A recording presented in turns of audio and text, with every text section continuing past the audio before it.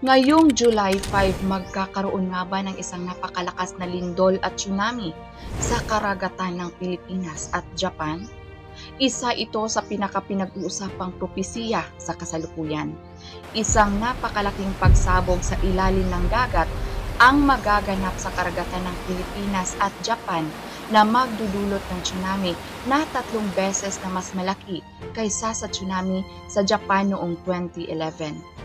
Ilang araw na lang bago ang July 5, matutupad kaya ang propesiyang ito? Hindi pa natin tiyak, dahil tanging ang Diyos lang naman ang nakakatiyak nito. Ngunit isang bagay ang sigurado, malapit nang mangyari ang mapaminsalang sakuna na inihula sa Biblia. Sabi sa Mateo 24:21, sapagkat kung magkagayoy magkakaroon ng malaking kapighatian na ang gayoy di pa nangyayari buhat sa pasimula ng sanglibutan hanggang ngayon, at ni hindi mangyayari kailanman. Maaring dumating ang mapaminsalang sakuna ngayong Hulyo o ngayong Agosto. Ngunit ang pinakamahalagang tanong ay, nagsisi na ba tayo sa ating mga kasalanan at tinanggap ang kapatawaran ng Diyos? Sabi ng Diyos,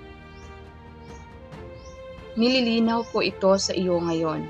Kung pipiliin mong huwag makinig, kapag sumapit sa iyo ang sakuna kinalaunan, hindi ba magiging huli na kung noon mo lamang sisimulang madama ang pagsisisi at sisimulang maniwala? Ibinibigay ko sa iyo ang isang pagkakataon na magsisi ngayon. Ngunit ayaw mo. Gaano katagal mo nais maghintay? Hanggang sa araw ba ng pagkastigo? Naniniwala ako na noong nakita ng mga tao sa panahon ni Noe ang baha na umabot na sa kanilang mga bubong, marami sa kanila ang nagsisi sa kanilang mga ginawa at nagmamakaawa sa Diyos. Nang umulan ng apoy at asupre mula sa langit, marami sa Sodoma ang nanalangin din para sa awa. Gayunpaman, noong panahong iyon ay huli na ang lahat. Ang ulan ay hindi huminto at ang apoy ay hindi tumigil sa pag-aapoy. Kapag ang pinto ng kaligtasan ay nagsara, ang panalangin ay nagiging walang kapangyarihan at ang pagsisisi ay walang silbi. Kaya magsisi tayo sa Diyos ngayon sa halip na maghintay hanggang sa huli na ang lahat. Paano tayo magsisi, mga kapatid? Ito ay hindi lamang sa pagluhod at pagsasabi ng, Panginoon, patawarin mo kami, kundi ang pagtalikod sa kasinungalingan, pagsiselos, kasakiman, kasamaan, at lahat ng mga kasalanan na kinasusuklaman ng Diyos.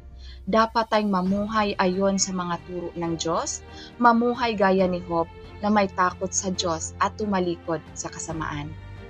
Ang mga tunay na nagsisisi lamang ang maliligtas sa gitna ng malalaking sakuna. Kung handa kang magsisi sa Diyos at humingi ng kanyang kapatawaran, mag-iwan ng komentong Amen. Kung nais mong maranasan ang tunay na pagsisisi at makatanggap ng proteksyon ng Diyos sa sakuna, huwag mag-atubiling mag-iwan ng komento o magpadala sa amin ng pribadong mensahe.